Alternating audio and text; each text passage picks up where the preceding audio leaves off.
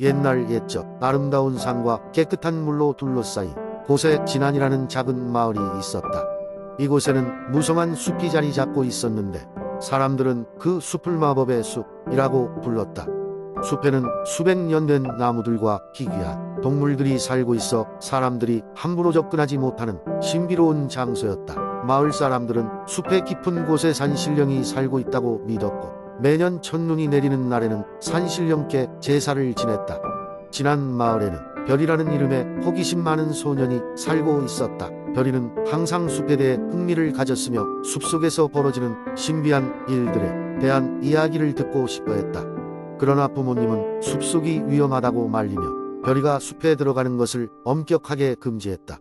하지만 어느 날 별이는 정말로 숲속을 탐험하고 싶다는 강한 열망을 억누를 수 없었다. 그래서 그는 저녁 무렵 사람들이 잠든 사이에 몰래 숲으로 향했다. 숲에 들어서자 별이는 전에 보지 못했던 아름다운 풍경에 눈을 떼지 못했다. 어둠 속에서도 나무 잎 사이로 비치는 달빛은 마치 은빛 양탄자처럼 발밑을 비추었다. 별이가 한참을 걷다 보니 어느새 깊은 숲속에 다다랐다. 그곳에는 수많은 반딧불이가 날아다니고 있었고 그 빛은 별이의 길을 환하게 비추었다. 별이는 반딧불이의 빛을 따라 산신령이 있을 것이라는 전설의 곳으로 걸어갔다. 그곳은 산신령의 호수였다.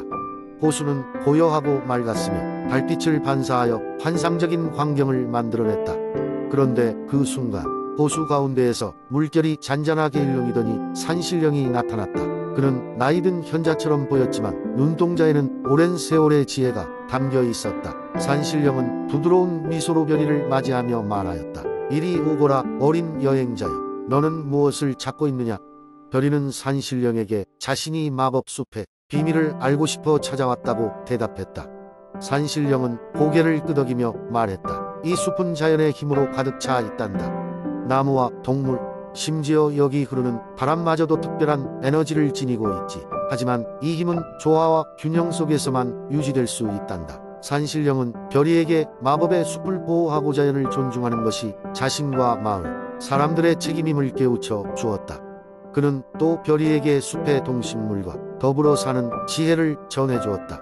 별이는 산신령의 말씀을 듣고 크게 깨달음을 얻었다. 그의 안내하에 별이는 마법의 숲을 더욱 사랑하고 돌보는 책임감 있는 마을 주민으로 성장하게 되었다. 그리고 시간이 흘러 별이도 어른이 되었을 때 그는 마법의 숲과 산신령의 이야기를 마을 아이들에게 전하며 자연을 소중히 여기도록 이끌었다. 지난해 마을 사람들은 계속해서 첫눈이 내리는 날마다 산신령에게 감사의 제사를 드렸고 그들의 마을은 행복과 조화로 가득 찬 곳으로 남아 있었다. 이로 인해 지난해 숲은 마법과 전설이 서려 있는 곳으로 여전히 많은 이들의 마음속에 빛나고 있었다. 두 번째 이야기. 옛날 옛적 아름다운 산과 청정한 바다가 있는 한국 우울진 지역에는 숲속과 바다 아래에 수많은 전설과 신비한 생명체들이 살아가고 있었습니다.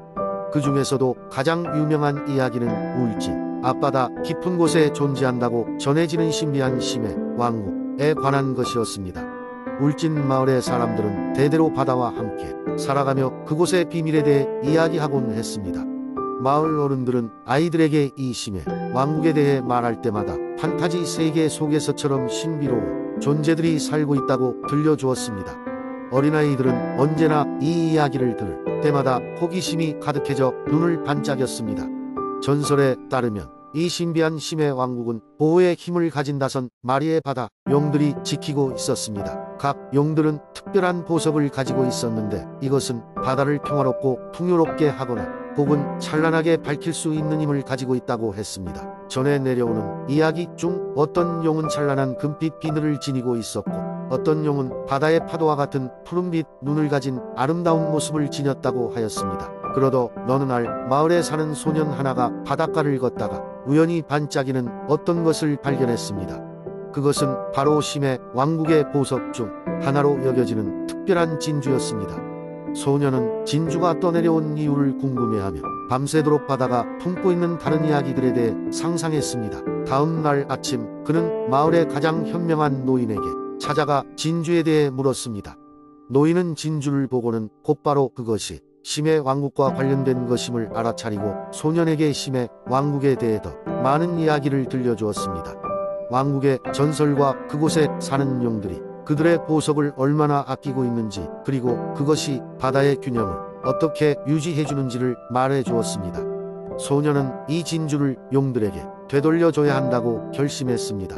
그래서 가족과 친구들의 도움을 받아 바다로 나아가는 긴 여행을 준비했습니다.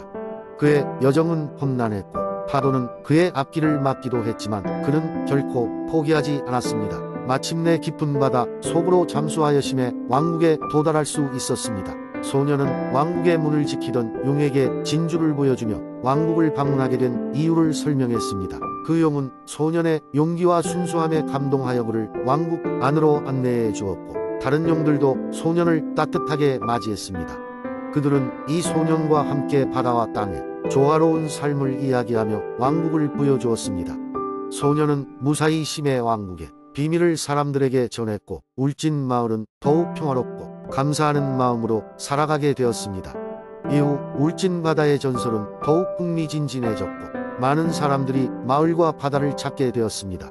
그들은 저마다 새로운 이야기와 모험을 찾아 나섰고 울진의 신비로운 심해 왕국은 언제나 그들의 상상 속에서 살아 움직였습니다. 세 번째 이야기. 옛날 의정부의 평화로운 마을 근처에는 신비로운 숲이 있었다. 이곳에는 마을 사람들 사이에서 전해지는 전설이 있었다. 그 전설은 숲 깊숙한 곳에 숨어 있는 비밀의 호수에 대한 것이었다. 이 호수는 밤마다 달빛에 반사되어 신비로운 빛을 발하고 그 빛을 마주한 사람들에게 꿈과 희망을 비춰준다고 했다. 마을 가장자리에 사는 한 소년, 이름은 준호였다. 그는 이 호수에 대한 이야기를 할머니에게서 좌우명처럼 들어왔다. 그리고 언젠가 자신의 눈으로 그 호수를 보고 싶다는 꿈을 품고 있었다.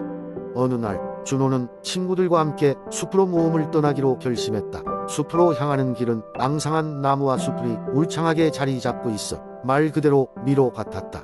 하지만 준호와 그의 친구들은 두려워하지 않았다. 그들은 밝은 마음으로 자연의 소리와 냄새 속에 뛰어들어갔다. 숲속을 걷던 중 그들은 각기 다른 모양의 바위들과 나무들 사이에서 이상한 모양의 표식을 발견했다. 그것은 마치 누군가가 그들을 초대라도 하는 듯한 느낌을 주었다. 어느새 해가 저물고 달빛이 비추기 시작했다. 주변은 점점 더 어둡고 신비로운 분위기로 변해갔다. 준호는 친구들에게 무언가 특별한 일이 일어날 것 같다고 말했다. 그 순간 나무들 뒤에서 부드럽게 빛나는 물결이 보였다. 그들은 설레는 마음으로 그 빛을 향해 걸어갔다. 드디어 도착한 곳은 전설 속의 호수였다. 마치 꿈결 같은 호수는 달빛 아래에서 은은한 아우라를 뿜어내고 있었다. 호수 주변에는 작은 꽃들이 가득 피어 있었고 조용한 물결이 음악 같은 소리를 내었다. 그 호수의 물결 속에는 과거, 현재, 그리고 미래를 비춰주는 듯한 신비로운 기운이 감돌았다. 준호와 친구들은 호숫가에 앉아 잠시 눈을 감았다. 마음속에 있던 소망과 꿈들이 영상처럼 펼쳐지며 그들에게 새로운 용기와 희망을 주었다.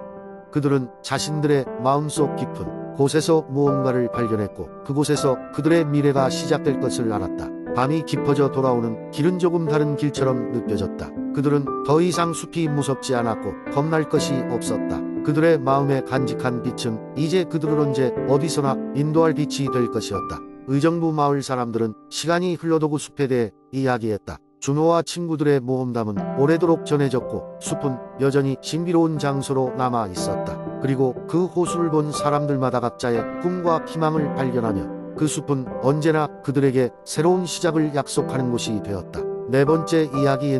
옛날에 한국의 깊은 산속에 둘러싸인 아름다운 마을 무주가 있었습니다. 이곳은 산과 강이 어우러진 그림 같은 풍경으로 유명했으며 그의 자연은 수많은 전설과 이야기를 품고 있었습니다. 무주에 사는 사람들은 이곳의 평화롭고 신비로운 기운을 사랑했습니다. 그 중에서도 특별히 달빛이 무주를 비출 때 마을은 마법과 같은 분위기로 변했습니다. 사람들은 달빛이 잔잔한 강물에 비추고 나무 잎 사이로 유려하게 스며드는 장관을 감상하며 밤을 보내곤 했습니다. 무주에 사는 한 소녀 수민이는 무엇보다도 무주의 전설들을 좋아했습니다. 그녀의 할머니는 수민이에게 달빛이 환하게 비추는 밤 강가에서 무언가 특별한 일이 일어날 것이라는 이야기를 자주 들려주었습니다.